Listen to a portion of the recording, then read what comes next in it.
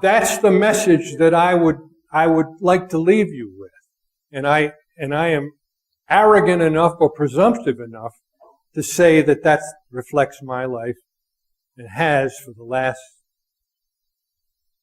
part of this last half of the fourth quarter. Anyway, thank you. Questions and answers.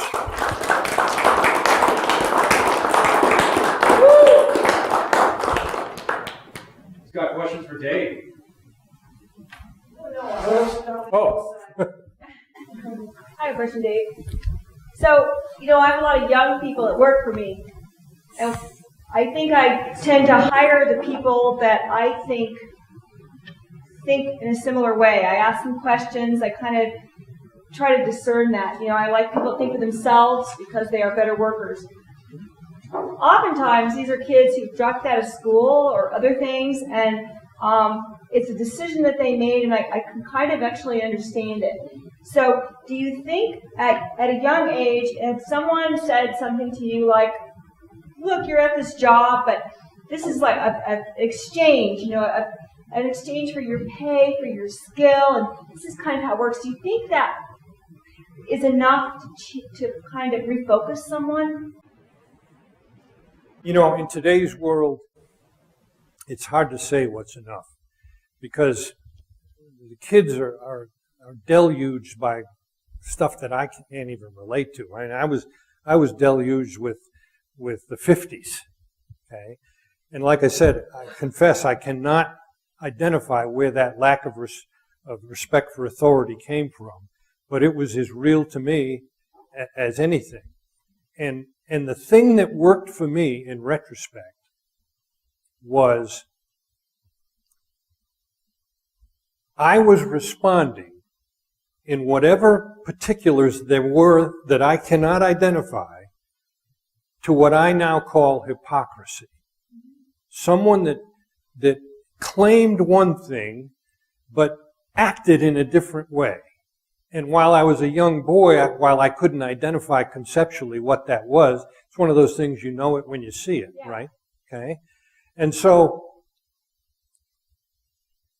in your environment, when you choose someone to hire, if I were in your environment doing that, I would just try to set a good example. I mean, almost anyone, unless they're damaged goods beyond repair, responds to someone that is real and is demonstrating honesty and truth and so forth. And if you set that example, I mean, someone is as cynical and hostile as me. When Bill threw me that copy of Atlas Shrugged, in a brief time he had built up a certain amount of political capital in my mind to where, hell, even though I didn't like to read and had only read 2 books, I'm going to read this. And it just happened to be the right book. I don't know if that's an answer, a good answer or not. Come on, you got some more questions. Tim. I'll offer more of a comment, but I'll ask you what you think about it. I think that your overall strategic advice is sound as far as, how you should conduct your life and try and lead by example and, that sort of thing. I don't, however, think that explains the failure of political movements in general, because there have been a number of ideological movements that have been successful despite having been led by assholes. But I think there's an asymmetry involved in political action that is pro-freedom versus anti-freedom. I think basically if you're anti-freedom, then it's easy to go around telling people, forget about that freedom bullshit, we all have to sacrifice everything we have for the cause. Whereas, if you think freedom is important, then a lot of people who are going to be convinced of that are going to want to do things with their freedom other than, everything they possibly can for the cause and nothing else. Jim, my answer to that is that one of the things that happened to me in the 70s that I skipped over for time considerations is I was one of the original members of the Libertarian Party in 1972 in Atlanta. I mean, Nolan had founded it in 71 or 72, I don't remember when. But I was one of the founding members. I got out of that thing after about 6 months. Now, in retrospect, why did I get out of it? Well, because these people were only interested in things that had no interest to me. I mean, they were interested in drugs, legalizing drugs. And I had been a musician in the 60s. I had used drugs. I had seen drugs up close. I mean, it was coming out of the woodwork then. And drugs didn't interest me by that time at all. But they were interested in it as a political issue. Now, where I'm going with this, Tim, without belaboring the answer, is the issue in our country that lends itself to our loss of freedom is the moral issue that is one of the cornerstones of the Judeo-Christian philosophy. Now look, I'm an objectivist, but let me say, there's two tenets of the Judeo-Christian philosophy that I absolutely endorse and accept. The first one is moral agency. Each of us has the responsibility for our own life, and the decisions that we make are made in that context. Good and evil, good versus evil, right versus wrong. We're in complete alignment, I am, with Judeo-Christian. The second thing is, there is an objective right and wrong to be determined. And your responsibility as a human being is to discover it. And upon discovering it, act on it consistently. We're in accord. Now, where we go awry is the Judeo-Christian philosophy says your primary moral responsibility is to a power higher than yourself. Some of them say it's God. Others say it's to your fellow man. It's to others. And they claim that as the moral high ground. If you are going to accept that in any of its forms or fashions, you've already lost the argument. Freedom will never prevail. You need to be free to act on your interest, not to trample over the bodies of your victims on the way to your own selfish issues. That has been the successful marketing of the argument against selfishness. All selfishness means is you're concerned with your own values and interests, your loved ones, not someone else's. Look, if two people were shipwrecked on an island, they were the only two people, and the island was uninhabited and largely barren of foodstuffs, there would be two things that would occur to each of them at the same time, to the extent they're conscious. One, in order to survive, they're going to have to produce something. And the second thing, not stated, but understood completely, is that each would love their life more than they love the life of the other person. That would be obvious. Now, when you devise a moral code that says, that's wrong, you shouldn't love your life more than someone else's life, exactly the opposite is true. When that is the moral high ground, how on earth is individual freedom that our founders bequeathed to us ever going to survive? It's not. It's just a question of how and when it is eroded in favor of the moral high ground. That's my answer to that. Over here, Russ. It's a two-part question. Answer the first, and I'll get to the second. It's a two-part question. Okay? Do you own any patents or copyrights? Do I own any what? Patents or copyrights? No. Zero? No. Well, there goes the second question. No. Not that I'm aware of. Well, that's the second question. I don't get any checks out of the blue. Given your experience in business, philosophy, entrepreneurial, where do you stand on intellectual property and the idea of intellectual property? Seeing as it can only be guaranteed by a government and can't necessarily exist in the state of nature. I think that if you create something that is unique in your creation, now you should own it. Now, what you're asking me is, how should that ownership be defined? And Russ, I really haven't thought about it beyond the basic tenets of objectivism that I've accepted. So I'd have to say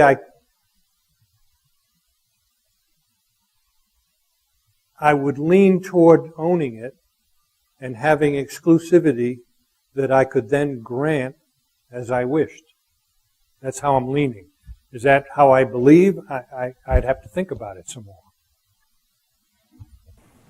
So you mentioned earlier that Ayn Rand you consider her a genius. Yes. I would agree with you, and not just in the general sense, but as a philosopher, she contributed quite a bit. What do you think her greatest contributions to the science of philosophy actually were?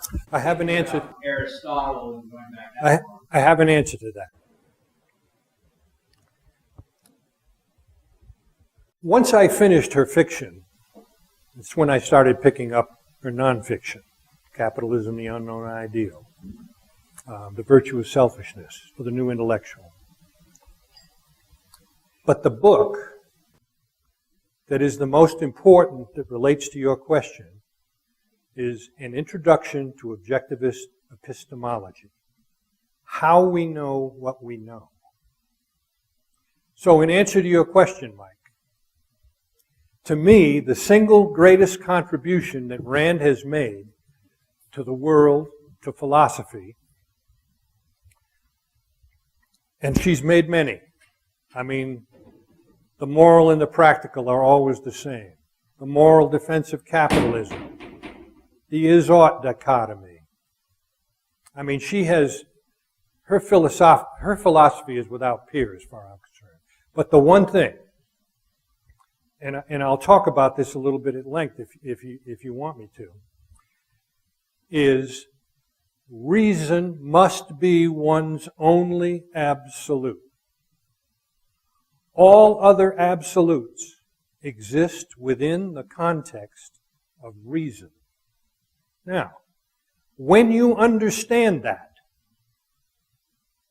then you understand that all rational questions are timelessly relevant,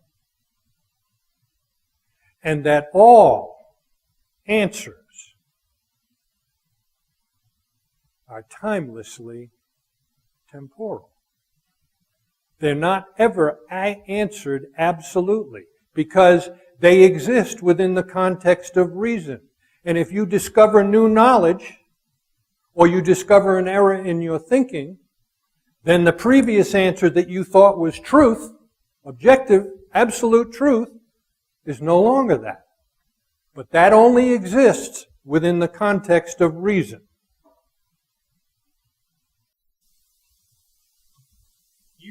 That's my answer. Yeah, you should be a college professor, even though you're wearing the same shirt Charlie Sheen wears on that TV show. I have another question if no one else does. You had hinted at the kind of breakdown between Ayn Rand and religious folks, conservatives, evangelicals, anyone of that cloth, here in America especially. What do you think her missteps were? Why did that come about? Did she push too hard? Was she too aggressive? What was the problem there? Mike, you're asking really a loaded question because I can only give you my thinking on it. I have nothing. I mean, I want your advice on how to communicate with religious. But I need to paint a picture first, okay? And the picture I want to paint is from the young Jewish immigrant that came to her utopia, America, and then over the course of 40 years or so, discovered that the utopia was tarnished. So during that course, she wrote The Fountainhead, and finally, someone agreed to publish it, and it turned into some level of success. But it was suggested to her that she needed to write something that articulated what was in the fountainhead, only in a much wider, abstract, and detailed fashion. So for 15 years, she worked tirelessly on Atlas Shrugged. Upon it being published, it was met not just with rejection, but criticism, and criticisms of the worst kind, from the alleged defenders of America, the conservatives, William Buckley and others. And I believe at that point, Rand was hurt, badly hurt, crushed. And so part of the demeanor that anyone who studies Rand and her works and her life comes to understand, a demeanor that's hostile, harsh, critical, easily set off. Part of that comes from that hurt. And so that, in addition to the mistakes she had made in her life that are obvious if someone studies her life, her marriage to Frank O'Connor. That wasn't what it was presented to be. In my mind, it's clear that Rand married Frank O'Connor because it allowed her to stay in America as a citizen. Yes, I'm sure he had qualities that she admired. She probably placed him on a pedestal, rationalizing such things. The whole relationship with Brandon. By the way, I had a conversation with Brandon because I admired him like I admire Rand. And I opened the conversation by saying to him that, you know, if I'd have found myself in the situation you were in at the time, my self-esteem was so bad, I doubt that I would have survived it. And of course, he nodded and so forth, and they said, and we talked about other things having to do with the loss of his first wife and other things. And then I made the mistake. I don't know what I was thinking, but I said, isn't it a shame that Ayn Rand never ran into anyone that could cause her to check her premises? And he took that personally. And the conversation was over at that time. He didn't want to talk to me anymore. And I only recognized what I had said after the fact. It didn't occur. More or less peers? Pardon? They were more or less peers, intellectually speaking. He was able to challenge her. Well, he would apparently conclude that he had. And of course they were sleeping together, so she must have thought something very highly of him. I can't speak to what he thought of her. I mean, Ayn Rand was never particularly attractive to me physically. but I could tell that comment that I had made went right to something that was incredibly important to Brandon. But I meant it innocently. But it didn't matter. The conversation was over. John.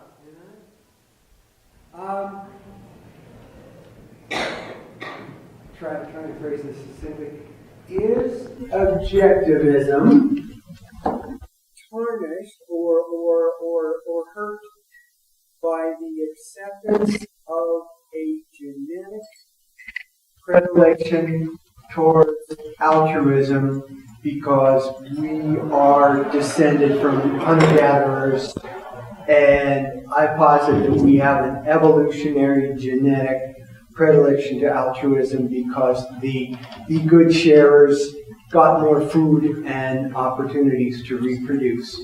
And what concerns me most about the objectivists is they say, no, that human nature is John Galtness, and that, self-interest is a natural human thing. And it strikes me that it's economically sound and philosophically sound, but that it's not A is A, that it's not human nature. Is that wrong? Does that make sense? Does the question make sense? Throw him Atlas Shrugged. First of all, I've read it several times. And I love it. first of all, human nature is a very broad term and encompasses a whole litany of natures. Okay? As far as John Galt goes, John Galt was a fictional abstraction of Rand's ideal. She once defined Galt, and that is, she said, Galt is the man that always knows exactly what he's doing. Now, I've lived 73 years. I've never met anyone that knows exactly what they're doing all the time. Rand didn't know exactly what she was doing. So that John Galt is an ideal, and it's an ideal to be strived for, but it's one that is always going to be elusive because of human nature. We're fallible. We can rationalize if we need to. I mean, when you've been a week without a good rationalization, right?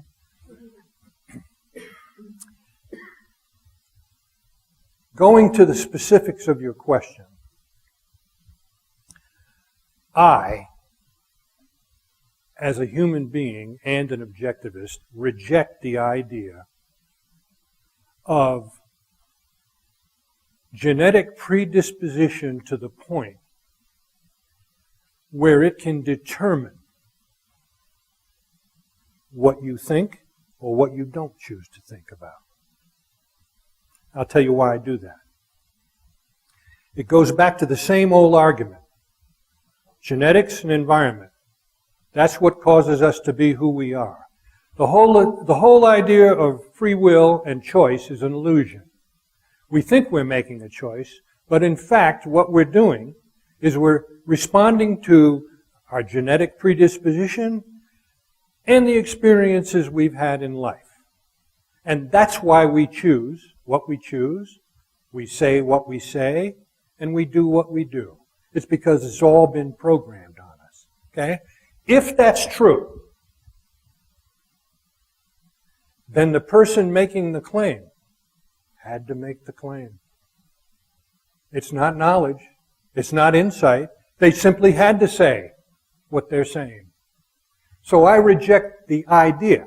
I'm not saying that I have scientific proof or evidence that over the course of eons, as human beings have evolved and developed, there isn't some predisposition to do so in a certain way.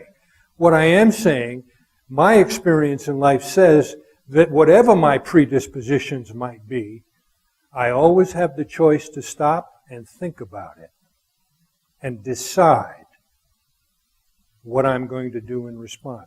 That's what moral agency is all about. If you don't believe someone has moral agency, then much of what we talk about is useless. John, I love my life more than I love yours. Now, that doesn't mean that I couldn't get to know you and decide that your life is really more valuable than mine, and I'm not going to be happy unless you're living too, and I'm going to do whatever I can to see that you live and live well. But that's a choice that I make. I mean, I place my wife above other women because I've made that choice. That's quite natural. If I had something to keep my wife alive or someone else, a stranger, I would choose to keep my wife alive. And that's a virtue. I totally agree.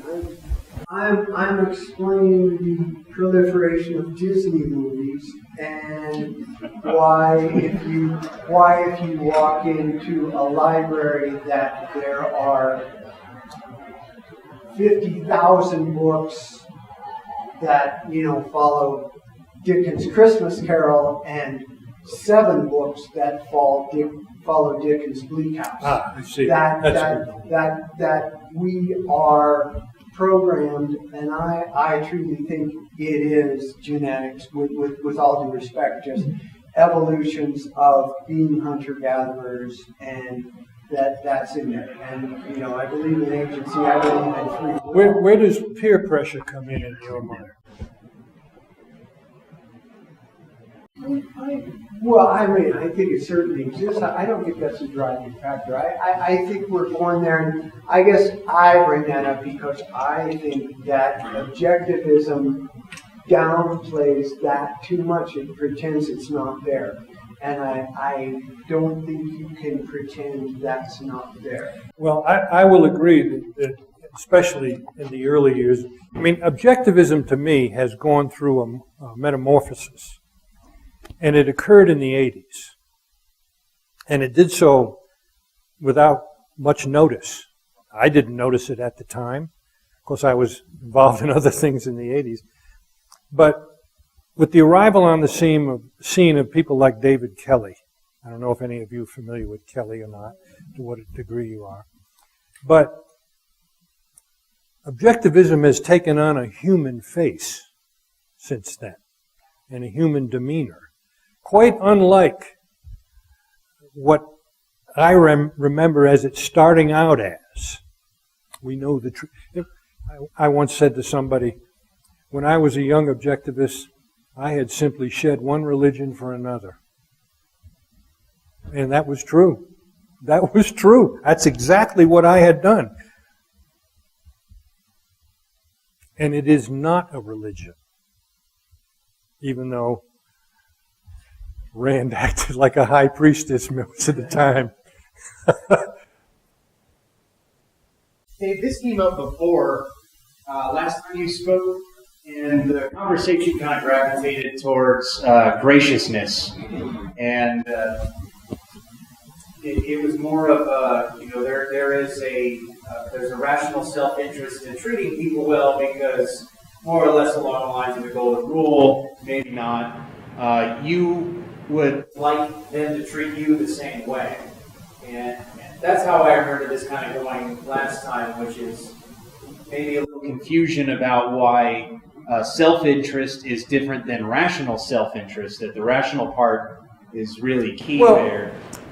The entire concept of selfishness has been perverted because the Judeo-Christian moral ideal is selflessness, sacrifice. That's the highest moral virtue.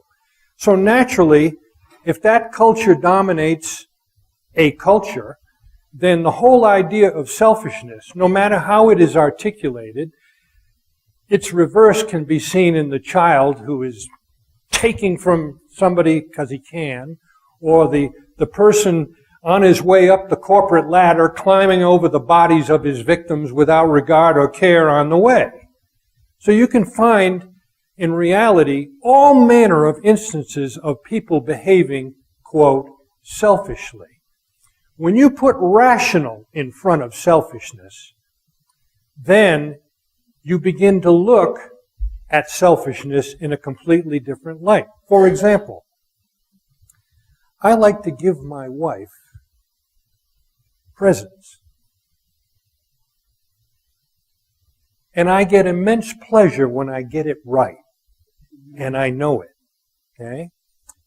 Would I get the same pleasure if somebody else gave her that? She got the same thing. But I gave it to her.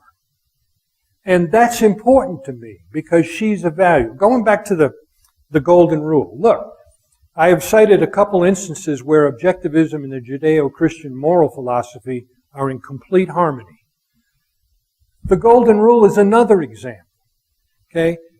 An objectivist grants to others what they demand for themselves, and all of the things being equal, will do so automatically unless it's demonstrated they shouldn't.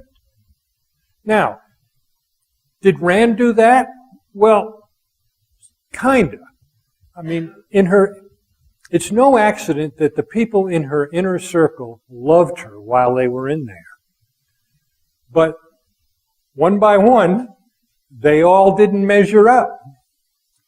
And the golden rule, Ayn Rand did not apply necessarily to anyone when she was hurt. So, again, I go back to the point I made in the speech. It's not about Rand. It's about the ideas that she wrote about. Rand Schmand. Okay?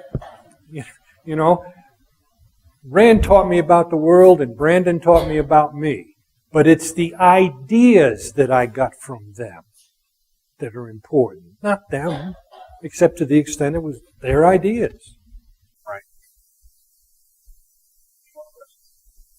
Going on the idea topic, with the easiness that the logical fallacy of, appeal to authority with most authoritarians is, in your experience, Atlas Shrugged, plus 53 years or whatever, right? What is your opinion on how to communicate the ideas of liberty without, right? It's a complex project, right? It's a complex idea when we're dealing with the easy one-liners of altruism.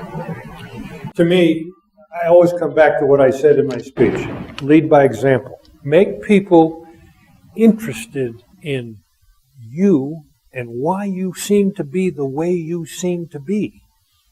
Why you have this consistent attitude, demeanor, performance. People are curious about you, or they look up to you, or they want to be around you, or something. That has more power and more capital than anyone standing in a pulpit or on a street corner.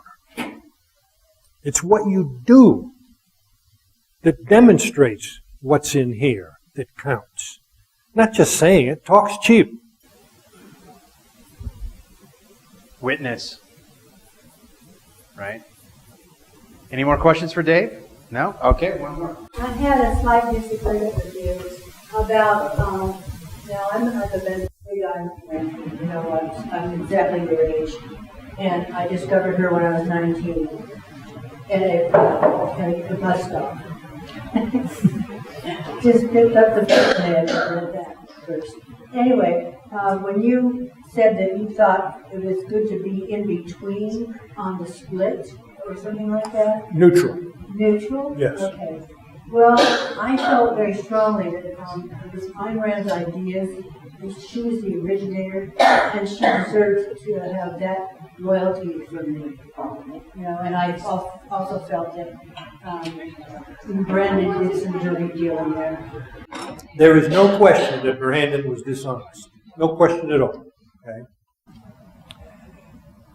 But the fact that the whole situation arose in the first place, I attribute to Rand, not Brandon. And there